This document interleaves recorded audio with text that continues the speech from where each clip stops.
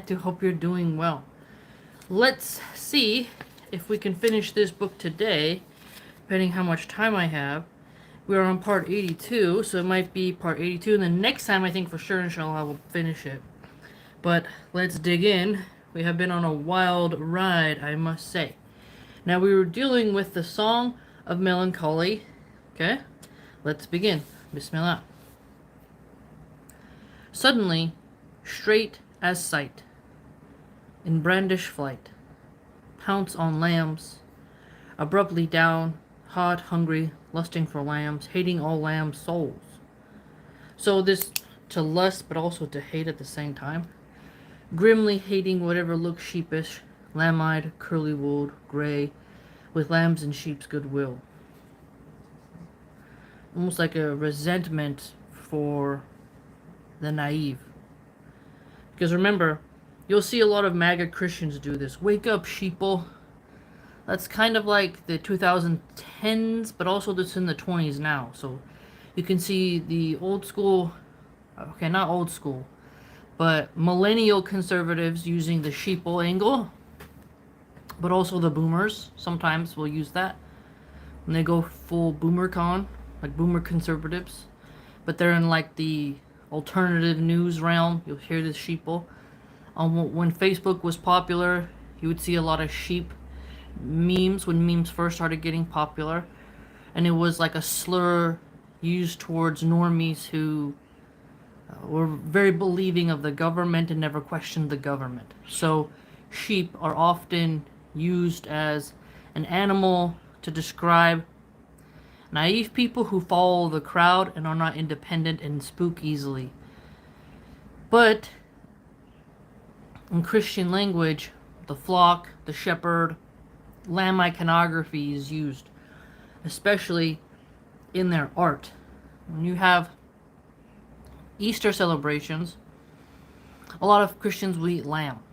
So remember, Nietzsche kind of has a grudge against the Christians, so you would you can read into this in multiple layers. Assalamu alaikum, gentlemen Q. How dare YouTube hide this live for more than 1 minute? Thanks, at least you got a notification, right? YouTube never gives notifications really anymore.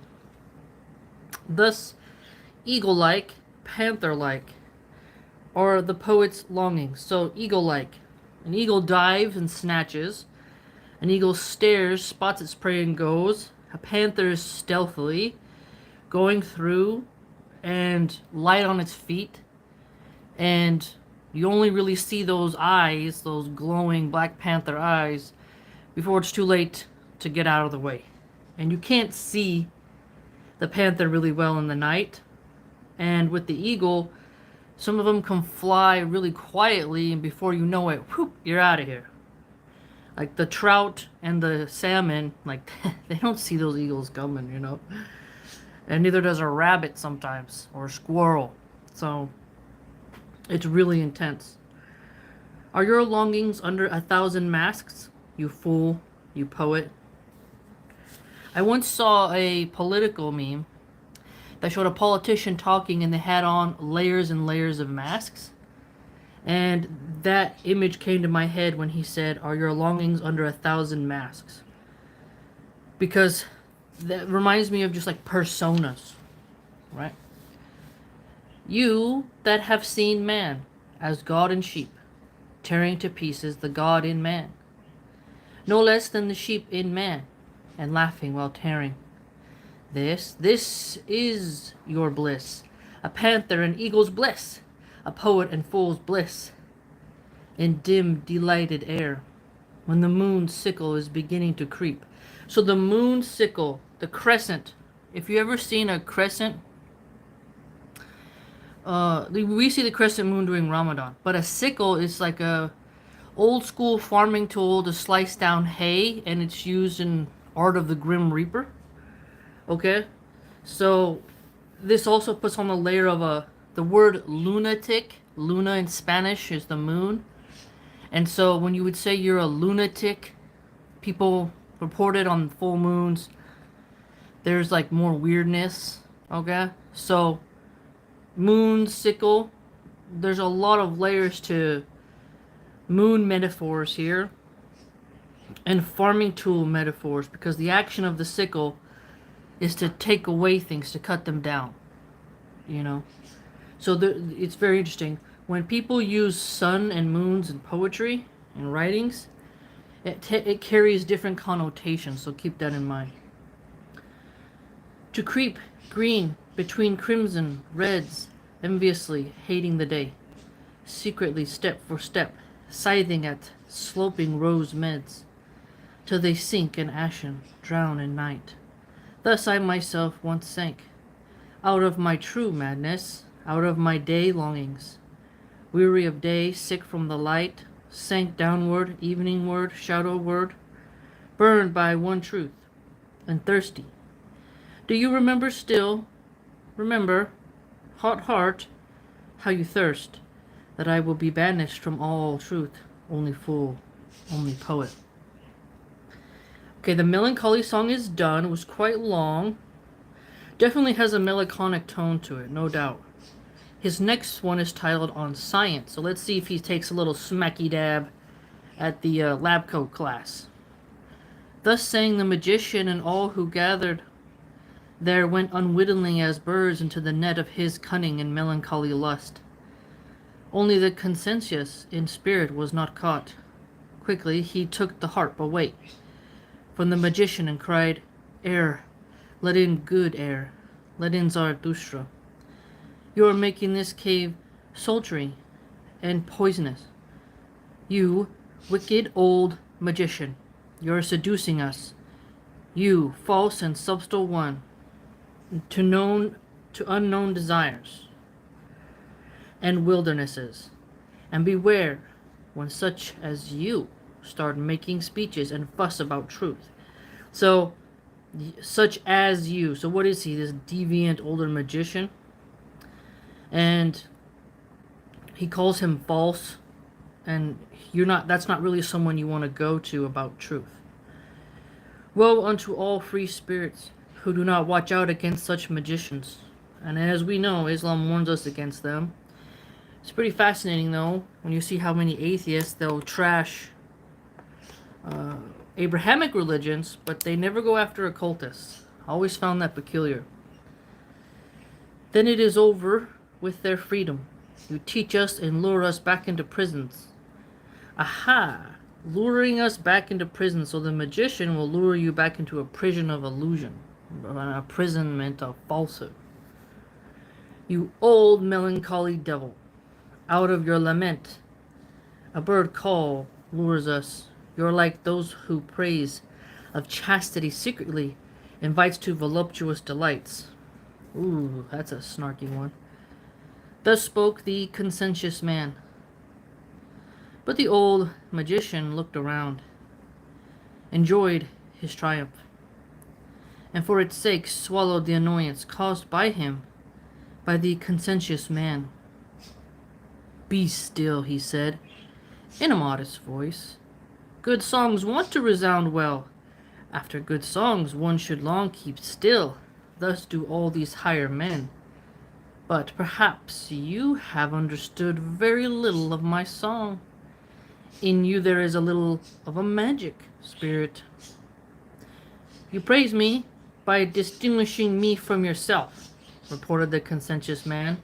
Well then, but you others, what do I see? You are all still sitting there with lusting eyes. You free souls, where's your freedom gone? You're almost like men, it seems to me, who have long watched wicked dancing naked girls. Your souls are dancing too. So what is going on here? Watching this sort of lewdness, depravity, hedonism, those who have indulged too long, taking on this kind of creepy vibe. In you, you higher men, there must be more of what the magician calls his evil spirit of magic and deception. We must be different. So, evil has this era of deception that clogs truth. And verily, we talked and thought together. Assalamu alaikum, Assalamu aye. And verily we talked and thought together enough before Zarathustra returned home to his cave, for me to know that we are different. We also seek different things. Up here, you and I. For I seek more security. That is why I came to Zarathustra, for he is the firmest tower and will today. When everything is tottering and all the earth is quaking. But you, when I see the eyes you make, it almost seems to me that you are seeking more insecurity.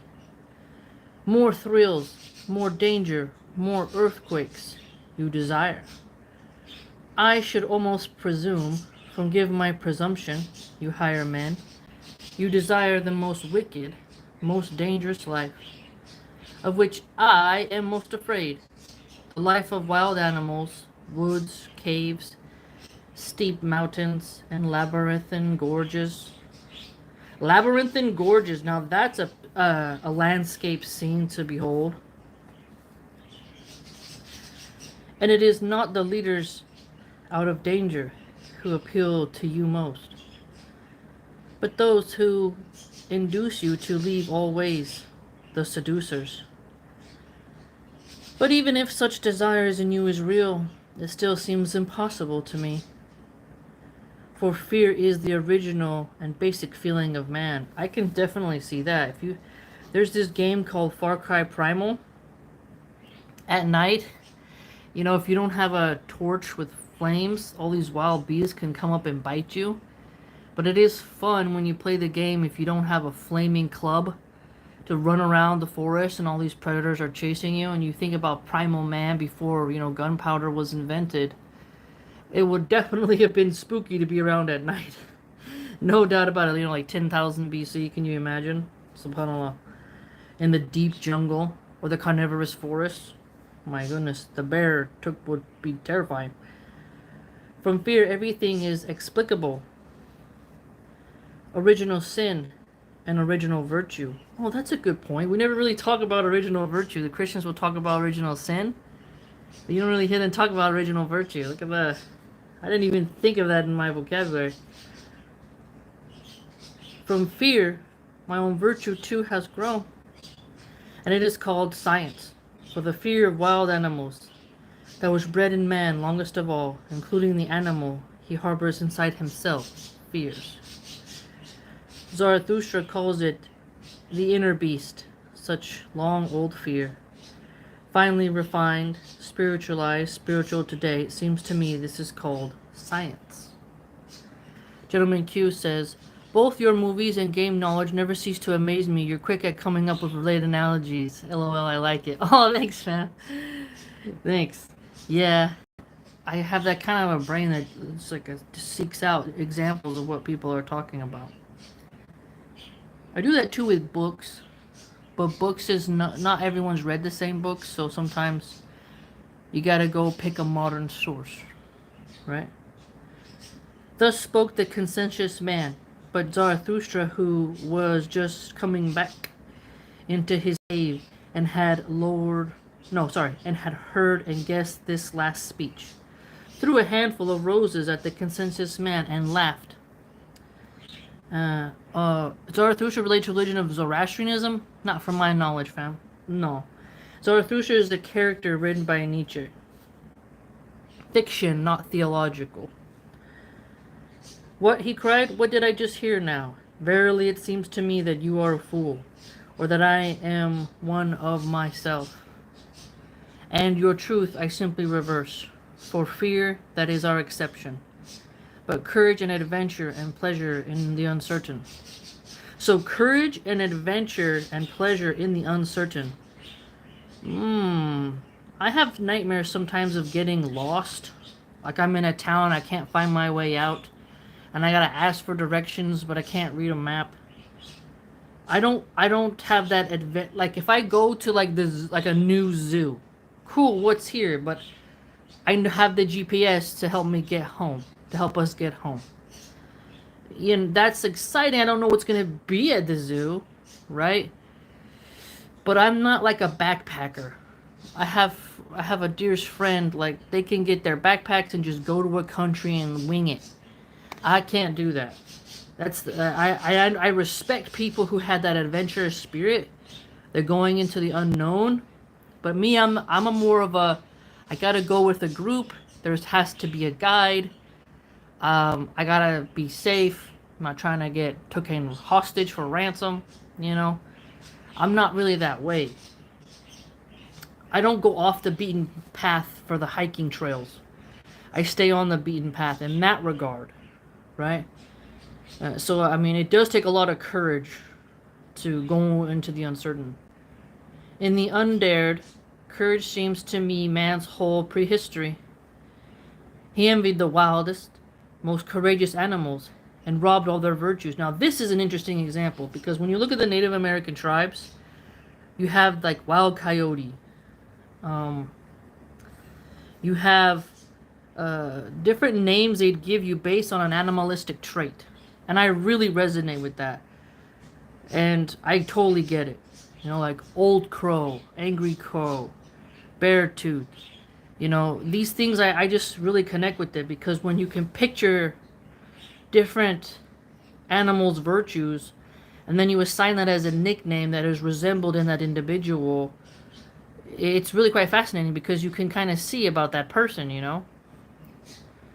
Only thus did he become man. This courage, finely refined, spiritualized, spiritual, this human courage with eagles, wings, and serpents, wisdom, that, it seems to me, is today called Zarathustra. All who were sitting together cried as with one mouth, and they raised a great laughter that rose above them like a heavy cloud. The magician, too, laughed and said cleverly, "Well then, he is gone. My evil spirit, have I myself not warned you?" Amin says, "What type of animal virtue do you think you may have, Miss Malone?" I would say the serpent. Not the demonic kind, but like the wisdom kind, like the Chinese have of how they picture it. You know, like I'm like the serpent goes in the grass to avoid people. When I'm around people, I have about an hour of social battery, and then I want to get out of there and I want to go home. I'm not really in anymore to big crowds, and you could say how a horse runs. I used to really like to go just running and jogging where there's nature. I can't do that anymore, you know, because I can't run by myself. You know, there's too much crime. But yeah, I would say that. You know, the horse and the snake. If you were to go after it, yeah, that's what I would say.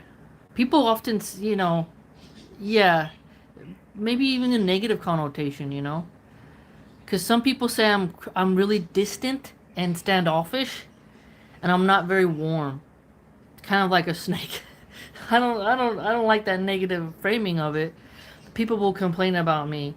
They'll say like you don't come around enough, or but then when I call them, I'm like, "How you doing?" And like I always have to be the one to call them. But they expect me to be like, you know how when you run, chickens will follow you? Or there's social creatures that will come to you. People expect me to be like that, and I'm not like that. If you want to reach out, reach out. And if you don't, I'm fine with my own mind. You know? You know how like a snake coils up and just goes under like a building and just chills there? That's kind of like how I am, you know? I mean, says, in my humble opinion, you are more of a badger, though. Apologize if it's weird. Badgers are tenacious. The honey badger. I have a honey badger on my wall. They have really long claws. In Far Cry Primal, there's an animal there's the badger there. You can have a saber-toothed tiger. You can have a cave wolf. You can have a cave bear, and then there's also a badger. They're really tenacious little buggers. You know, they're tough. They remind me of the Tasmanian devils. I don't know if you've ever seen those, but yeah. But it is interesting how Gentleman Q says, "I relate soft yet fierce." So it's interesting how many cultures, like as Nietzsche points out, you looked at the different animalistic traits and then people really saw something there. You know, which remember he mentioned the sheep in the past, right? And then I gave you the example of how sheep is used today as kind of a derogatory insult. To be called a cow, a pig, or a sheep, or a goat is not it's not really a compliment. Now goats are a bit more mischievous. They'll headbutt your knee and it can hurt really, really bad. You know, goats, you bend over, they jump on your back, you know, like the little babies, you know. Peter says, you are introvert. Some people say there's a word for being both, but I always feel most uncomfortable when I have to be an extrovert.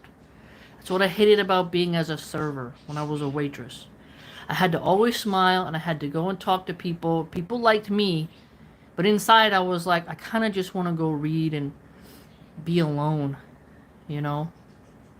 And I remember one time someone made fun of me. There was a red pill Muslim. He's like, because I said I have about no more than 5 female friends, and he made a video mocking me, saying like, oh, poor her, she doesn't have too many female friends. And I kind of thought to myself, yeah, but those female friends that I have, because I'm more introverted, I would literally take them in if they're about to go homeless. If they were in the hospital, I'm gonna be there. When I call someone a friend, that means I'm willing to help you survive on this planet. People confuse acquaintance with friendship. And I think that's why we have so much... people will say, like, you know how Facebook said friend list? And you're like, yeah, but these aren't really your friends. So they changed the words more now to subscribers, followers, you know, patrons, things like that. Because when you use the word friend, then, you know, it denotes that you have a sort of fellowship. And to have a fellowship is something very intense. So there's something to that. So yeah, I am more introverted. I could read books all week and, you know, talk to very few people and be fine. Whereas others, they need an existential booster, you know? It's really interesting. Zarathustra, all who were sitting together cried as one with one mouth. And they raised a great laughter that rose above them like a heavy cloud. The magician, too, laughed and said cleverly, well then, oh yeah, here we go. Did I create him and the world? Well then, let us make up again and make merry. And although Zarathustra looked angry, he looked at him. He bears me a grudge. Before the night falls, he will learn again to love me and laud me. He cannot live long without committing such follies. He loves his enemies. This art he understands best of all whom I have ever seen. But he takes revenge for this on his friends. I don't understand how you can love your enemy. I never understood that. Thus spoke the old magician, and the higher men applauded him. So Zarathustra walked around and shook his friends' hands with malice and love. Now how can you shake with malice and love? That's a tricky one right there. Like one who has to make up for something and apologize. But when he reached the door of his cave, behold, he again felt a desire for the good air outside and for his animals, and he wanted to slip out.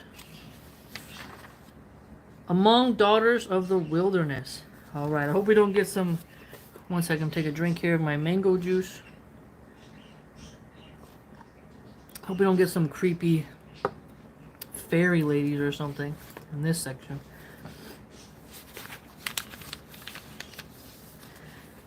Okay, among daughters of the wilderness.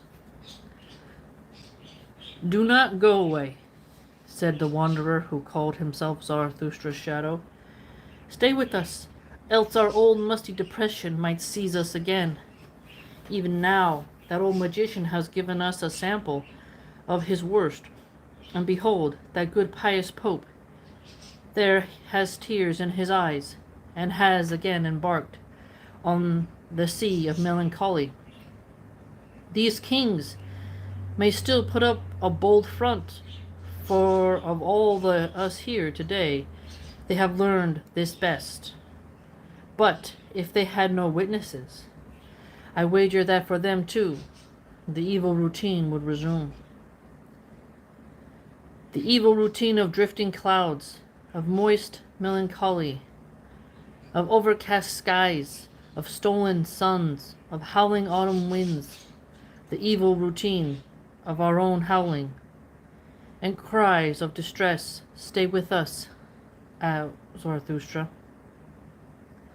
There is much hidden misery here that desires to speak, much evening, much cloud, much musty air.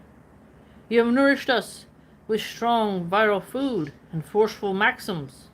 Forceful maxims. That's a good one.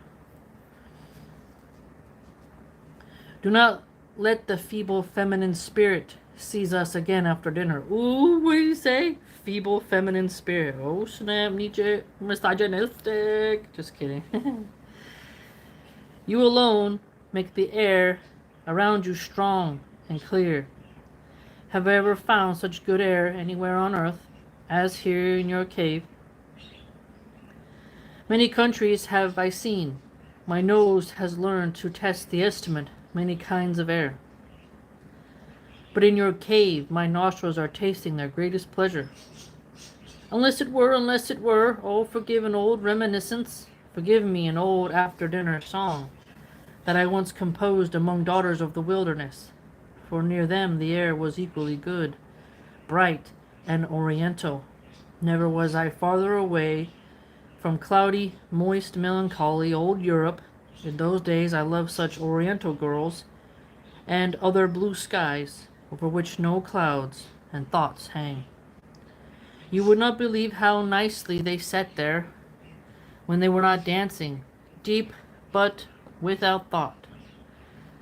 Little secrets, like burrbund riddles, like after-dinner nuts, colorful and strange, to be sure, but without clouds, riddles, and let themselves be guessed. For such girls I then thought out an after-dinner psalm. Thus spoke the wanderer in shadow, and before anyone answered him, he had already seized the harp of the old magician. Now notice that the magician uses music. Okay, so the harp. The harp is a really unique instrument, but it's a string instrument. It's always used in this sort of romantic type of stuff, you know. Crossed his legs and looked around, composed and wise, but with his nostrils he drew in the air, slowly and questioningly, as one tastes the new foreign air in a new country. Then he began to sing with a kind of roar. Part 2. Wilderness grows, woe unto him that harbors wilderness. So this is his song, it appears. Ha solemn, indeed solemn. A worthy beginning, African solemnity, worthy of a lion, or of a moral howling monkey, but nothing for you, my most charming friends, at whose feet I, as the first European under palm trees, am allowed to sit. Cela, wonderful, surely, there I sit now, near the wilderness, and already so far from the wilderness again, and in no way wild or wanton, merely swallowed by the smallest oasis. It just opened, yawning, its lovely orifice, the most fragrant of all little mouths, and I fell in and down and through among you, my most charming friends. Selah. Hail, hail to that whale, if he lets his guests be that well off. You do understand my scholarly allusion? Hail to his belly, if it was as lovely as an oasis belly, as this, which, however, I should certainly doubt. After all, I come from Europe, which is more double addicted than all elderly married women. May God improve it. Amen. So here he's criticizing Europe. Are you European phobic? There I sit now, in this smallest oasis, just like a date, brown, sweet, through oozing gold, lusting for the round mouth of a girl. Dang, calm down, Nietzsche. But even more for girlish, ice-cold Snow White, cuddling in scissors. For after these pants, the heart of all hot dates, similar, all too similar. To the aforementioned fruit, I lie here sniffed out and played out by little winged bugs, also by still smaller, more foolish, more sinful wishes and notions, enveloped by you, silent, and for Assalamu alaikum, Shug, glad to see you here. More foolish and more sinful wishes and notions, enveloped by you, silent and forbidding, girl cats. There's like a strong correlation in art with women and cats.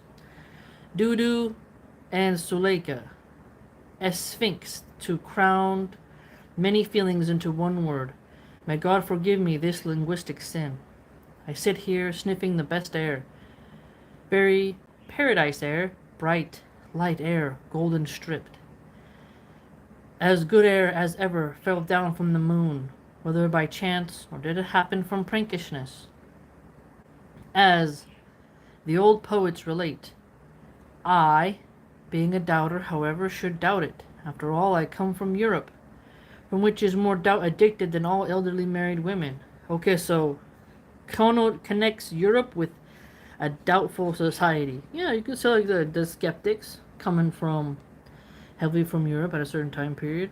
Now, elderly married women being skeptical. It's kind of true. You see those grandmas being like, I don't like you bring a woman home to Granny. And Granny's like, I don't know about this lady. She seems like a hooah. Don't bring over the hooah. You know? Or at least back when grandmas... I think the next generations of grandmas aren't going to be that great. Because they grew up with feminism. But old school babushkas... You know, old school grannies, they don't play no mess. You ain't bringing home the thotty. She's not gonna let you. But as these feminists age and they have sons, who knows what the cat will drag in, you know? May God improve it. Amen. Drinking this most beautiful air, my nostrils distend like cups. Now this, he keeps mentioning air. And this makes me think of air pollution. Because some places, like in Los Angeles, you know, you got that smog that hangs over the city. Salt Lake City. Gentleman Q says R.I.P. Assalamu alaikum, Salhayman. Gentleman Q says R.I.P. traditional grannies. It's true though, man. I'm scared, man. These next generation grannies are going to be scary. When you look at Los Angeles and Salt Lake City, they have a lot of smog hanging about. And I saw a art piece that someone drew where it showed people selling air, like oxygen tanks, and then like people were walking around with helmets, and then it had like a tree above this person, and then like a cityscape in the background, like they cut down all the trees. Air quality goes down, and then they sell you air so you can breathe.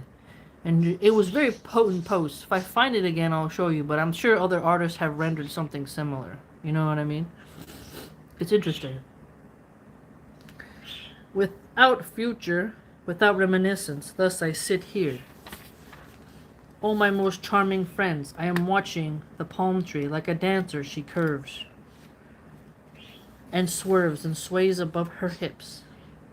One does it too if one watches long, like a dancer who, as it would seem to me, has stood too long, dangerously long.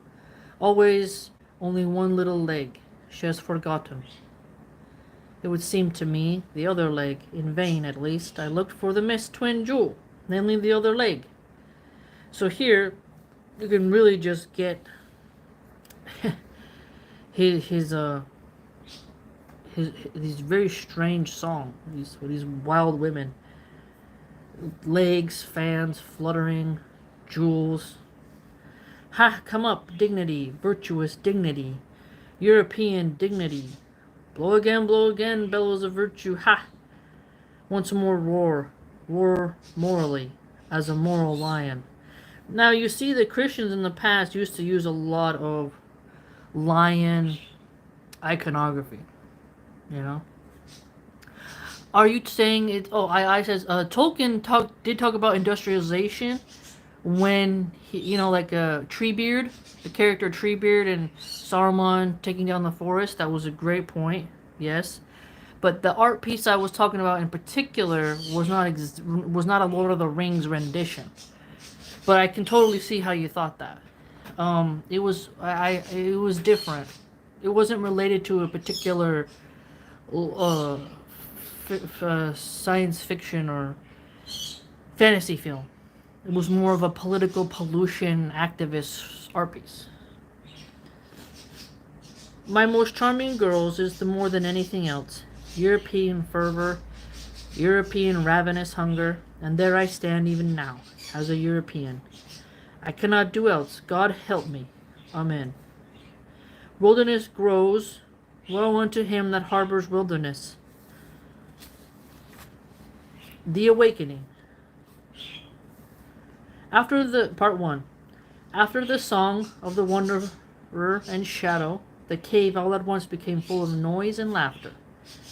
And since all of the assembled guests talked at the same time, and even the ass, thus encouraged, would no longer remain silent, Zarathustra was overcome by a slight aversion and by the scorn for his company, although he enjoyed their gaiety, for this seemed to him a sign of convalescence.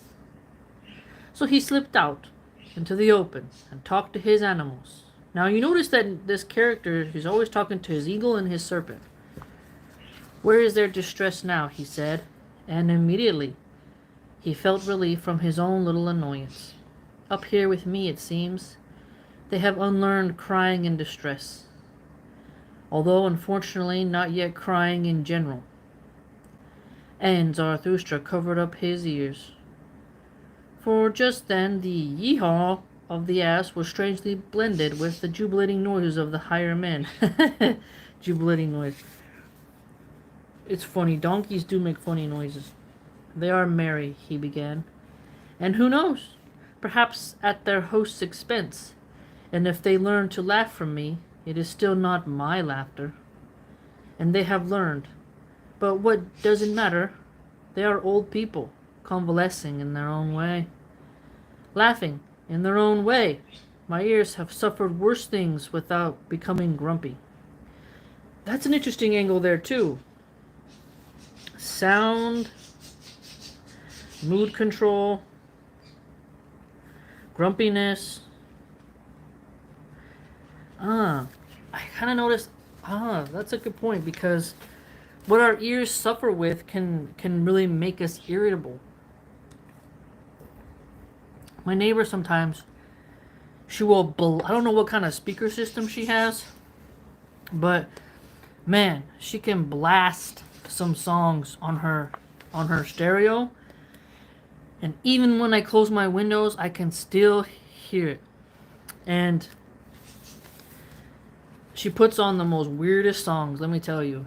And it's irritating, because if you're trying to take a nap, you're trying to read, you're trying to do salah, it's like so rude. But then at night, when everyone's quiet, you're just like, oh, this is great, you know?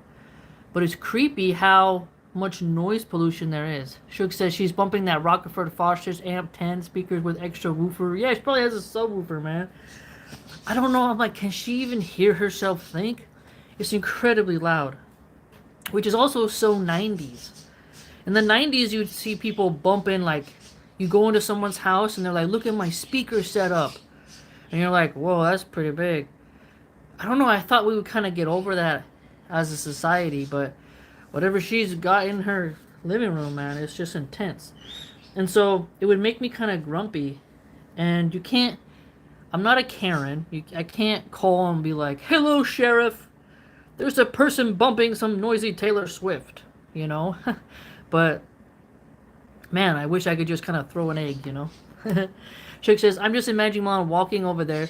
You should have any music on, but your music's not even bumping the classics, man. Right? Saul Heyman says, I like Nietzsche due to his challenges on values like pity and parody. However, I do wonder why he critiques humility a ton. I know he doesn't oppose all forms, but he disdains submission entirely. Very good point. Astute observation. He really does. That's a great point. This day represents a triumph. He is even now retreating. He is fleeing the spirit of gravity. My old archenemy. How happily this day wants to end after beginning so badly and gravely, and it wants to end. Even now, evening is approaching. He is riding over the sea. This good rider, how the blessed one, returning home, sways his crimson saddle. The sky looks clear, the world lies deep. Oh, you strange visitors, living with me is well worthwhile. So Zarathustra definitely thinks a little high of himself, but trying to get them to change, to be less weak. Thus spoke Zarathustra, and again the clamor and laughter of the higher men came to him from the cave. So he began again.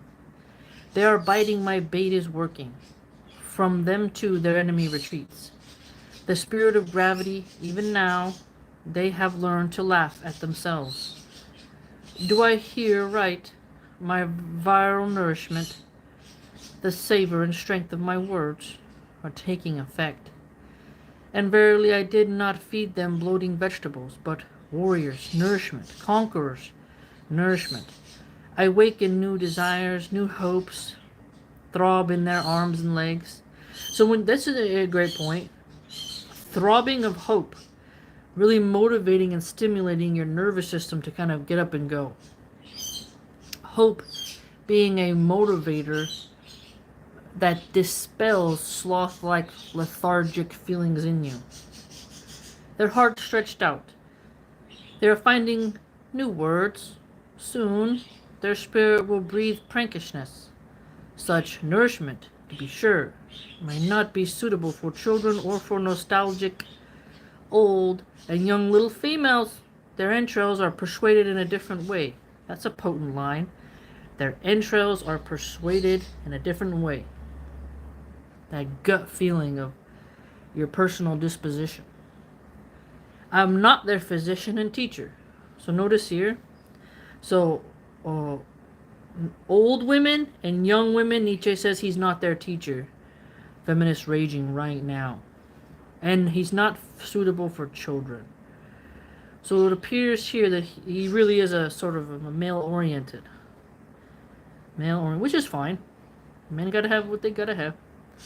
But you could just hear before we know it, feminists are going to be in university saying, ban Nietzsche! Nausea is retreating from these higher men. Well then, that is my triumph. In my realm, they feel safe. All stupid shame runs away. They unburden themselves. They unburden their hearts. Good hours come back to them.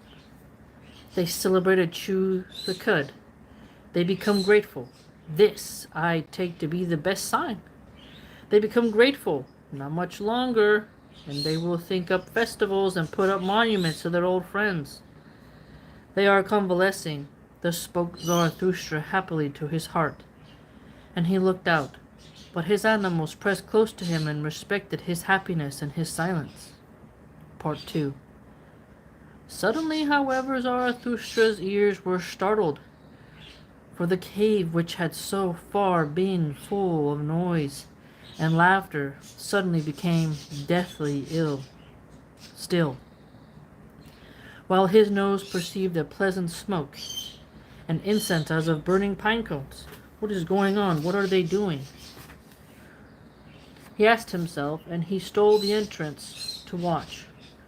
His guest unnoticed it, but wonder upon wonder, what did he have to see with his own eyes? They have all become pious again. They are praying. They are mad, he said, and he was amazed beyond measure. And indeed all these higher men, the two kings, the retired pope, the wicked magician, and the voluntary beggar, the wanderer and the shadow, the old soothsayer, the conscientious in spirit, and the ugliest man, they were kneeling like little children, and devout little old women, and adoring the ass. Okay, so here we see he's got quite the grouping of people. And then he doesn't really like to see them praying. And just then the ugliest man began to gurgle and snort as if something inexpressible wanted to get out of him. But when he really found words, behold, it was a pious, strange litany to glorify the adored and censed ass. And this litany went thus. So now he's singing, oh my gosh, the donkey. So the ass means donkey, okay? It's an old school word for donkey. So this is what the guys say. The ugliest man, okay? Why did Nietzsche pick the ugliest dude to say this? Let's see. Amen, and praise and honor and wisdom and thanks and glory and strength be to our God from everlasting to everlasting. So the golden calf in Christianity, like well, technically Muslims and Jews as well, when Bani Israel, got their idol worship going. So I think he's doing a play by using a donkey and showing an ugly person worshiping a donkey. But the ass brayed, "Yeehaw! He carries our burden. He took upon himself the form of a servant. He is patient of heart and never says no. And whoever loves his God chastises him." But the ass brayed, "Yeehaw!" Ooh, this is saucy. So there's humor here because donkeys, when they make funny noises, they're funny. I mean, I don't know why. I think it's hilarious when a donkey brays, but it's not a pleasing sound. So when someone's trying to worship a donkey and is making funny noise, we're not talking about a troll in the chat. But it is interesting when you see the comedic angle here. He does not speak, except he always says yea to the world he created. Thus he praises his world. It is his cleverness that does not speak. Thus he is rarely found to be wronged. But the ass brayed, "Yeehaw!" Plain looking, he walks through the world. Gray is the body color in which he shrouds his virtue. If he has spirit, he hides it, but everybody believes in his long ears. Now, you know what's interesting? Republicans, their symbol of their political party, which has the most Christians, is a donkey. That's interesting. And donkeys are a very loyal animal, and they work really hard. And people back in the day, pardon me, you couldn't afford a bigger horse, like a Clydesdale, or a Shire horse. You get your little donkey to carry your stuff. And in Christianity, they believe Mary rode on a donkey to give birth. So Nietzsche is really taking the Christian iconography here and doing something saucy with it. But the ass brayed, "Yeehaw! What hidden wisdom it is that he has long ears, and only says yea and never no. He has not created his world in his own image, namely as stupid as possible." But the ass brayed, "Yeehaw! You walk on straight and crooked paths. It matters little to you what seems straight or crooked to us men. Beyond good and evil is your kingdom. It is your innocence not to know what innocence is." But the ass brayed, "Yeehaw! Behold." It reminds me of, how a Christian would be like, "Amen." Like the preacher will talk, like blah, blah, blah, blah, blah. "Yeah, man."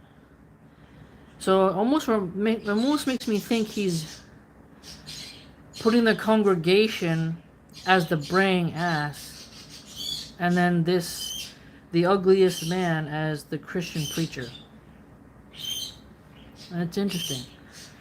"Behold how you push none away from you, not unto the beggars nor the kings. Little children you let come unto you, and when sinners entice you. You simply say, yeehaw, but the ass brayed. Yeehaw. You love she-asses and fresh figs. You do not despise food. A thistle tickles your heart.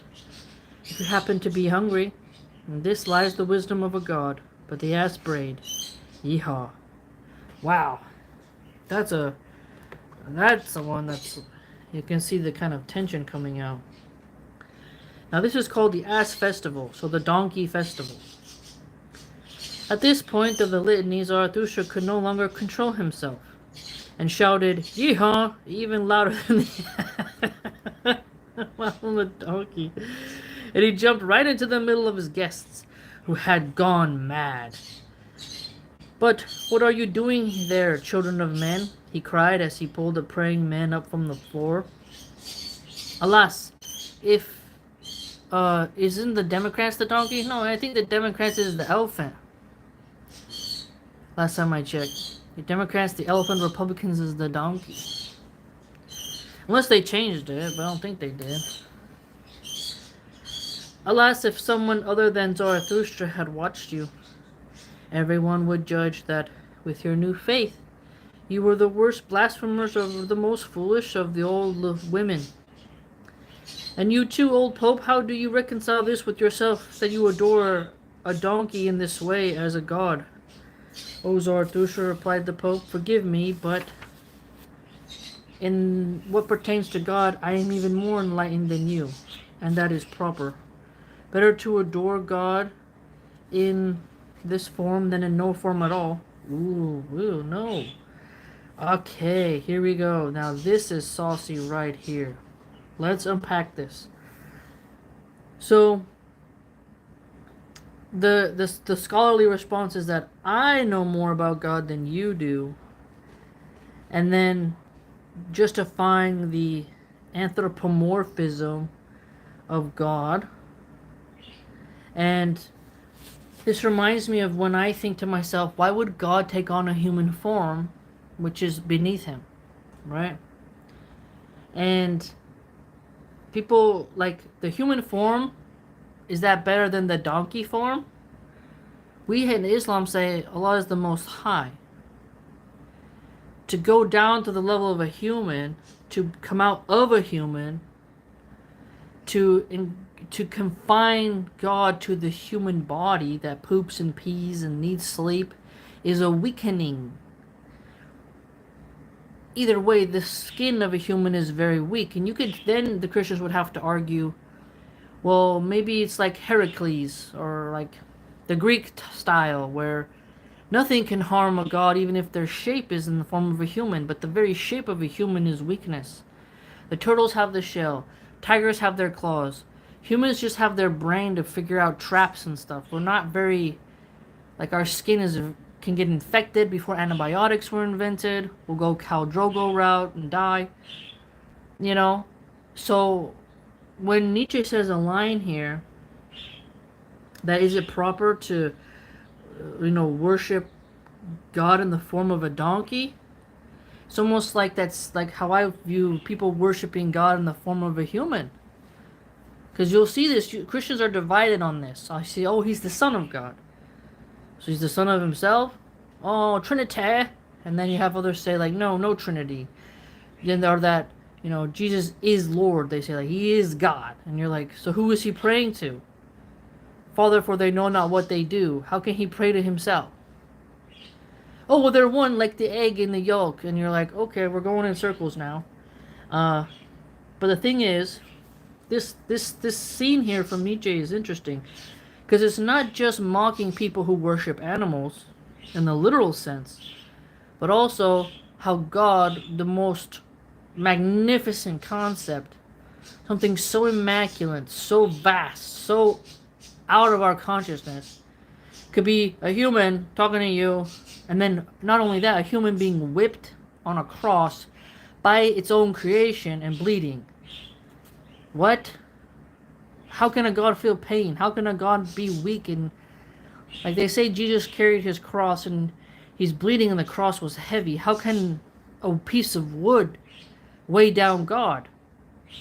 It's very strange. So how can God cry? So the braying of the donkey is like the crying of the human. If you think about it, like when Jesus is getting flogged and he's saying like, ah, like how can a god make a sound of pain? The donkey, he's making a neutral sound depending on his mood. The braying can either be happy or scared.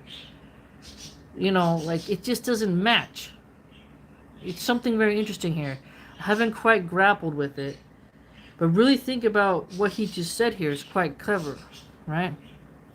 Shug says, Christians and other pagans see Allah's attributes being expressed in creation. Then they take those expressions, personify them, and then glorify them, forgetting their Lord. That's a good point. Shug says, I'm looking along, go through all the stages of confusion considering Christian theology. I know it's hard to even consider, yeah, right? You know? Carl says, if a God is all-powerful, then it can and must experience all things in all ways, good, bad, and ugly. I see what you're saying. But nothing can be... A God can't experience something bad because bad denotes that it causes harm, and nothing can harm the one God. Nothing can harm a God. That's why it's a God. Unless you're like a Greek pagan, you know, like in the Hinduism, Ganesh, how he got his elephant head, his head was chopped off, you know. It doesn't, like, a God would never weaken themselves because a smart person never weakens themselves. And if God's the most intelligent, God would never create something to weaken himself, even if he could, which he can do all things. You know? It doesn't make sense. It doesn't make sense. Really interesting. Nietzsche got us thinking, doesn't he? Think about this maxim, my noble friend. You will quickly see that there is wisdom in such a maxim. And Nietzsche's really good at the maxims in his story. He who said God is a spirit took the biggest step and leap to disbelief that anybody has yet taken on earth. Such a saying can hardly be redressed on earth. My old heart leaps and jumps that there is still something on earth to adore. Forgive, O Zarathustra, an old pious pope's heart. And you, Zarathustra said to the wanderer in shadow, you who call and consider yourself a free spirit, and you go for such idolatry and popery. Now notice here, this is a great point. So who has he slapped? He slapped the Pope, and he's slapping the wanderer who claims to be a free spirit. If you're a free spirit, how can you be enslaved to an idol? And popery is like the pageantry of it all. Alright? You are behaving even more wickedly, verily, than with your wicked brown girls, you wicked new believer. Wickedly enough, replied the wanderer in shadow. You're right, but is it my fault? The old God lives again, Zarathustra. You may say that you will. It is all the fault of the ugliest man. He has awakened him again. And when he says that he once killed him in the case of God's death, is always a mere prejudice. And you, said Zarathustra, you wicked old magician, what have you done? Who should henceforth believe in you in this free age? If you believe in such theosynicities, it was a stupidity that you committed. How could you, you clever one, commit such a stupidity? He's really digging into the magician. Oh, Zarathustra, replied the clever magician, you are right, it was stupidity. And it was hard enough for me too. All of you people, said Zarathustra to the conscientious in spirit, consider with a finger alongside your nose. Doesn't anything here go against your conscience? Is your spirit not too clean for such praying in the haze of these cantors? So, you see how he's getting at the worship service. So the people were in the cave. They're laughing. He felt that they were on a way to being, pardon me, enlightened. And then he sees them build an idol. And they start worshiping a donkey. And it's not even a dead, like, it's not even like a statue donkey. It's a literal donkey that's still alive. And you know, the absurdity of worshiping an animal, whether it be in statuary or physically in front of you, it's absurd. But you know, as it urinates on itself and farts and takes a dump on the floor, you're worshiping it, you're crazy. You ain't got no sense. So you can see his level here of like, have you guys learned nothing? He's taking like basically he's grilling them like, have you not learned anything from what Zarathustra's taught you? Is what he's getting at, right? It's really interesting. Perhaps I may not believe in God, but it is certain that God seems relatively most credible to me in this form. God is supposed to be eternal, according to the witness of the most pious. Whoever has that much time takes his time, as slowly and stupidly as possible.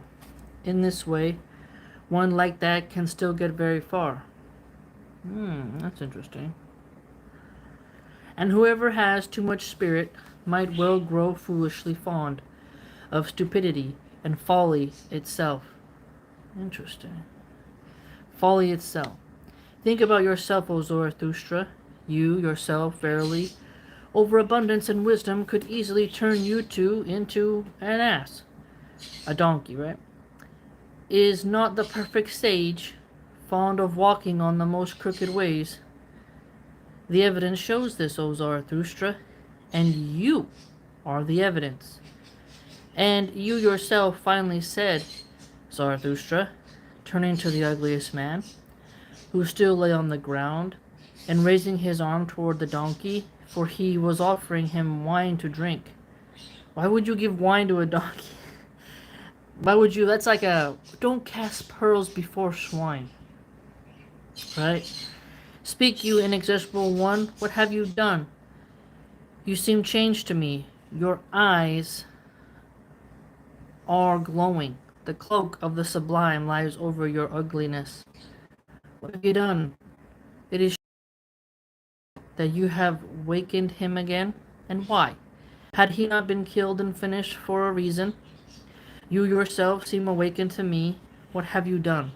Why did you revert? Why did you convert yourself? Speak, you inexpressible one.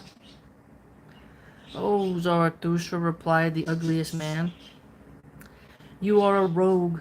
Whether that one still lives or lives again, or is truly dead, one which the two of us knows that best. I ask you but one thing I do know. It was from you, yourself, that I learned it once, O Zarathustra. Whoever would kill most thoroughly laughs. That's an interesting one. Whoever kills most thoroughly laughs. The evil villain. Not by wrath does one kill, but by laughter. Shame. Wrath versus laughter. What can destroy a person more? Having people surround you and laugh at you and mock you en masse? Or what's worse, you know? Someone coming upon you, overtaking you, and deleting you? Or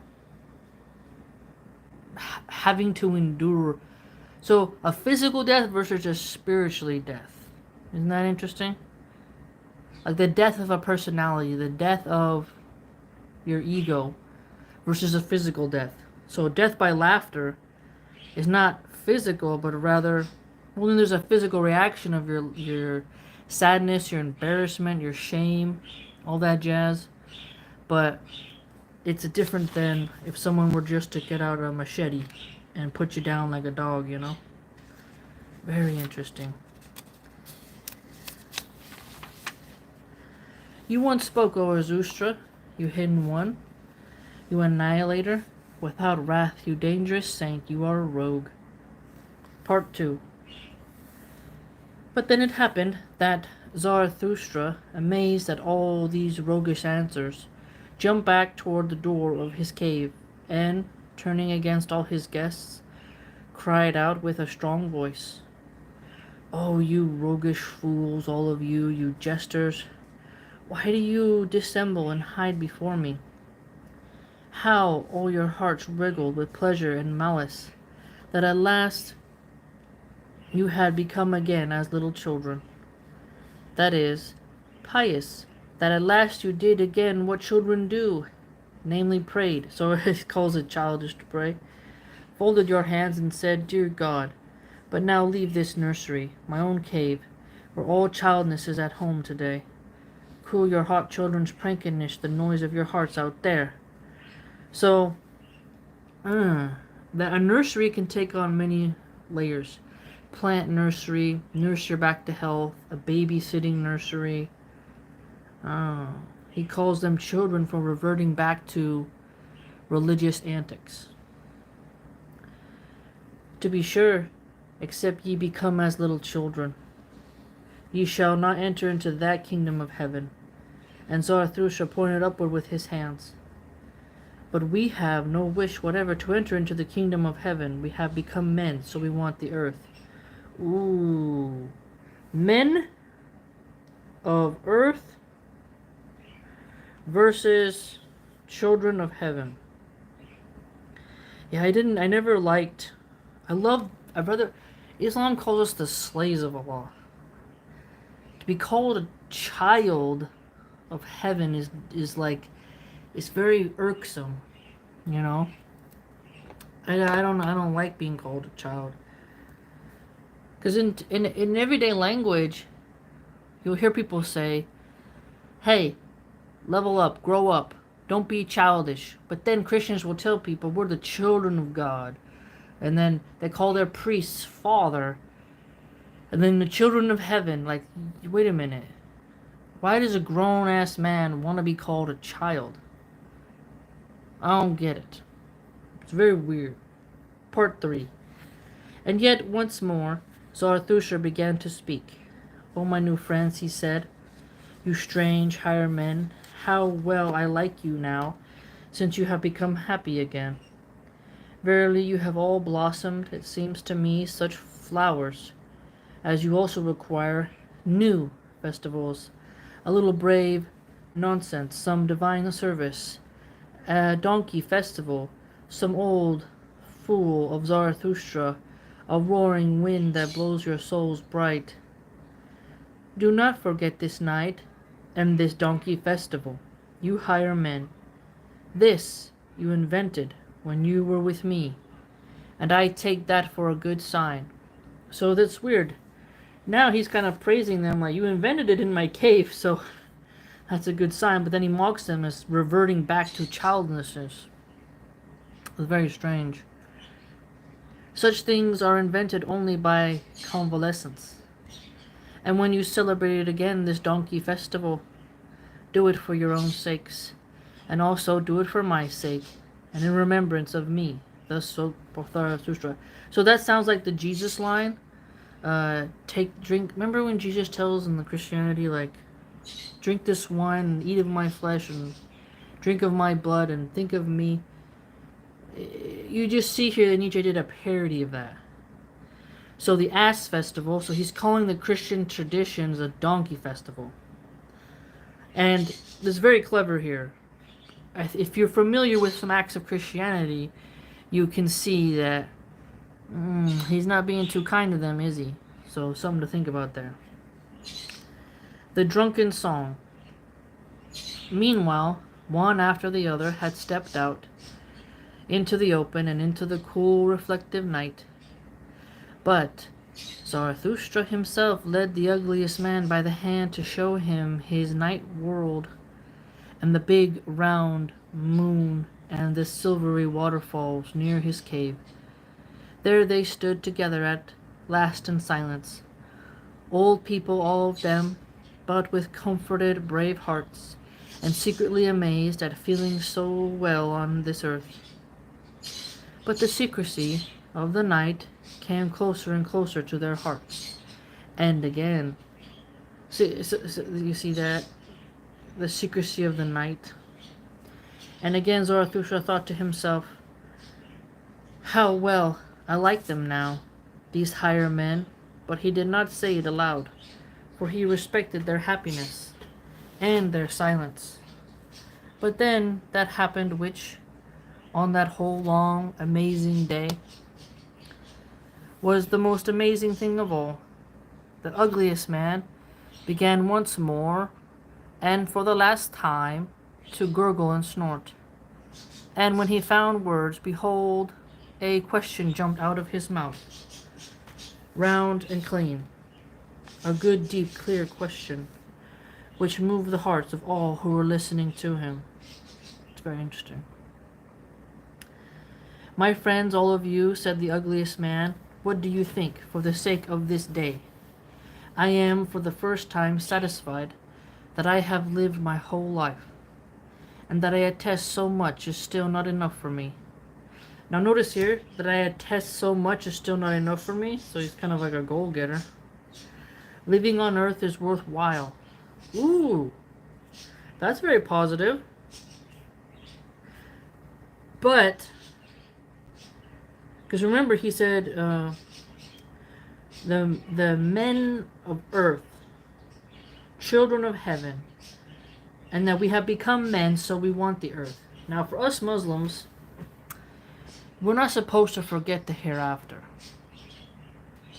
But we're also not supposed to be lethargic and sloths on earth, right? It's quite interesting. The balance here Nietzsche is presented. One day, one festival with Zarathustra taught me to love the earth. I think you can love the earth by not polluting it, being a good steward of it, but you gotta watch out for nature worship, and you have to watch out for becoming part of a cult where you anthropomorphize earth. If you're saying Mother Gaia, Mother Earth, you can get really into the weeds of nature worship, and you gotta be super careful. You really do, because what was his, I forgot the name of the YouTube channel. Something Chronicles. It was like this old guy. He's from Oregon, and he's an antinatalist male. And he says, the earth can't handle humans because humans are parasites, so humans shouldn't breed. And he worships the earth and loves the earth more than he loves humanity. Doomsday Chronicles, I think his name was. He had an interview on Soft White Underbelly, and I checked out his channel. And he's from, is it Portland, Oregon? Yeah, I think it's Portland, Oregon, or Seattle, Washington. It's either one of those. He's a very far left liberal eco-activist. And he has a dog, so he loves his dog and the earth more than humanity. And he's always ranting and raving about the earth. So he loves the earth a little bit too much and puts more emphasis on stuff like that. Chick says, I've been to Oregon for college. There are a lot of people who worship Odin in the north. Real strange part of the state. Yeah, there's something going on over there. Something is interesting about that state. But for us in Islam, we're not nature worshippers, but we plant trees, take care of your environment, don't pollute the waters, but we're not putting the earth before humanity because it's like a transitory state. You know what I mean? Assalamu alaikum. Okay, my family's home. We got a good hour and 13 min. And so I think, inshallah, the next reading looks like we got like maybe like 6-7 pages left, and that'll be don't touch that. And that'll be the final episode. So make sure you tune in, and we'll go on and discover what that's all about. It's been a wonderful long journey, and then nice to meet you. Yeah. And we'll go through all of the different phrases. Oops. Of what he talked about, reiterate some highlights for us. But take care, everybody, and we'll see you next time. I appreciate all of you for being here. Gentleman Q, Saul Heyman, Shug, the regulars, and everyone else who I didn't mention, but you all know who you are. I appreciate you, Salam Peter.